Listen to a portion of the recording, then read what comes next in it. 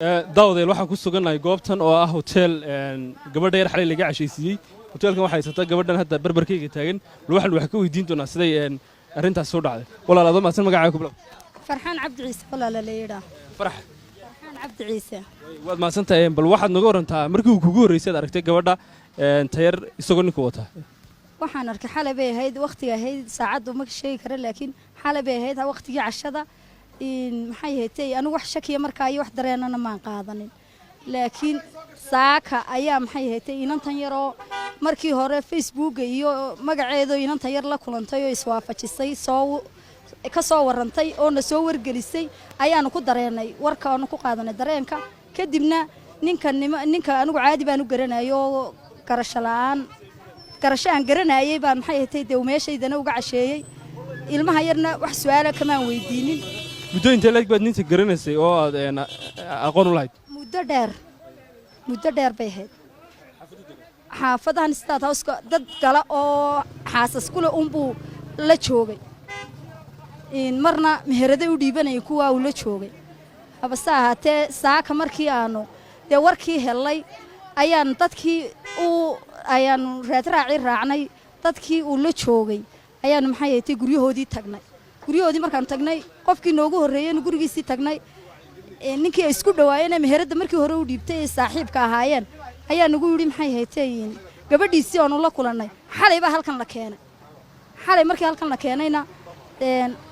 saaka markii xalay waana laga celiyo saakana maana arag xalayna markii baa noogu dambeysay sidaas aanu kaga tagnay dabeedna ninkii la saaxiibka ahaa ee isku meel ahaayeen baanu isagana raadsanay anagii CRD oo wada socono guriga xidhan baanu u tagay markii ay dhacday inaad gabadha yar aragtay oo aad aqoonsatay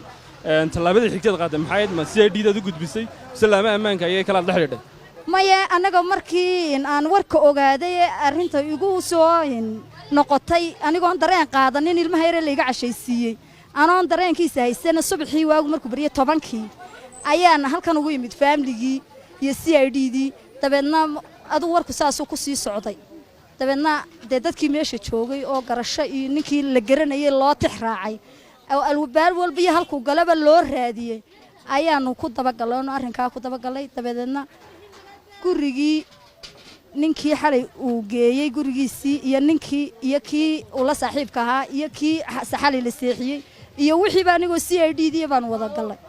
maasantahay bal waxaad nooga warantaa tayardadeeda inteed ku qiyaasay ina yaro casna bay ahayd dalad yaro waxay xidhnayd tan oo kala orange bun maxay ahayd sibiri ma ahayn beige maxaa kalarka ay xidhnayd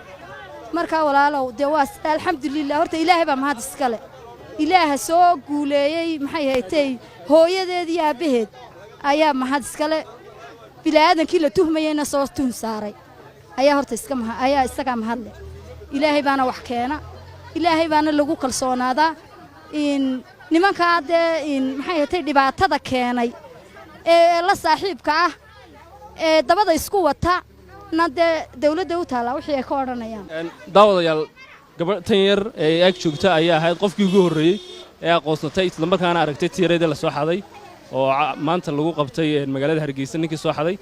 adeer hore magacaaga ku bilow magacaygu waa Nimco Mukhtaar Ibraahim Nimco maxaad ku aqoonsatay adeer tiirayd markaad aragtay adeer anu marka hore ma aqoonin tayar manaan maqal saaka aroortii baan maqlay in tayar la soo xaday ayaan maqlay saaka dabeena waxaan isku eegay wajigii aan arkay iyo maxay heeday in wajiga Facebook ku yaala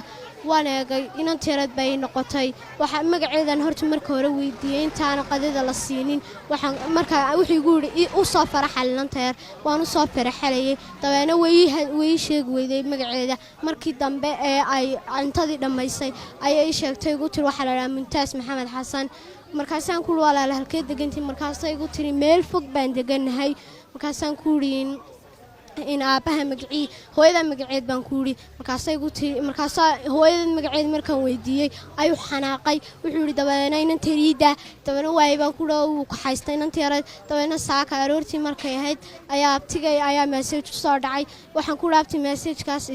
wuu tusay wuxuu yiri in waa inayro la waayay maxad ka doonsan markaasaan ku yiri inan tiyaraydan xalay arkay ayay u eeg tahay wuxuu ugu yidhi malaha waa iyadii hooyadii baanu sheegay hooyadiina waxay igu tidhi waa iyadii markaasaa magacii ay ii sheegtay Mumtaaz Maxamed Xasan iyo magacii Facebooka ku qornaa ayaa is yeeshay dabeena sidaas ayaan abtigeed oo halkan degan ayaa maqlay dabeena in inanteeradaan anagu ognahay ninkii xaday aanu garanayno uu noola soo maray dabeena markaas ayay tidhi markaas ayuu yidhi in anagu maxay ahayd uu noo yimi isagii si ay dhidiyo hooyadeedii oo wada socda ayaa noo imi marka may kuu sheegtay tiireed in la soo xaday oo xaafadoodii laga soo xaday iyo in kale mayno may sheegin inantayaari waxay ahayd ilaa meelaha 5 jir waa hadalka caadigaana u ka hadlaysay waxaan hooyadii baa weydiisay waxa ku tiri waa inantayaar ma halkeed ka keentay markaasuu yidhi inantayaar waa Oromo hooyadeed ayaan iska soo raacnay gawaadhida jigjiga waayahay waskaga aamustay habeenkii ayaa dabadeena aduu habeennimadii ayaa halkan inantayaar la keenay halkan laga cashaysiiyay halkan markii laga cashaysiiyay ayaan waan yaabay dabeena markaas ayaan weydiiyay markaas aan ku yiri hooyo inanteerada waa halkan laga cashaysiinay markaas ay tiri in mala inanteeru soo xaday dabeena saaka aroortii ayaan dareenkaasina uu nagalay hooy magacaaga ku bilow aniga Caashiga Maxamed baa la yiraahdaa hotelkan aad haysataa bal waxaad nooga warantaa goortu ku keenay aad aragtay tayar waxaan arkay shalay duurkii buu ii keenay wuu iga qadaysiiyay markuu iga qadaysiiyay waan waraystay wuu ii bixi waayay tu yaraan dhalay baa waraysatay waxa la yiraahdaa Mumtaaz Axmed maxay ahayd Xasan Cabdi ayaa la yiraahdaa bay tiri saakana waxaan idhi markaan Facebook saaka arkay ayaan ku yidhi inaan tahay nimcay Facebook fur way furtay maradii daladii ay xidhnayd inantii yarayd ayay xidhan tahay inantii yarayd bay noqotay inantii sidaas daraadeed ninka hore aqoon ma ku leedahay adigu anigu ninka 3 sano ka hor isteeda isku joogi jiray haayo waan arki jiray ninka laakiin aqoon saas u malihi aniga ninka wuxuu ka shaqeeyo iyo wuxuu qabto aad garanaysaa ma jiraan saambuus dubi jiray in wax dhalay oo caruur leeyahay in kale ma caruur ma laha ninkan waa ninka halka burada kule caruur maan ku arag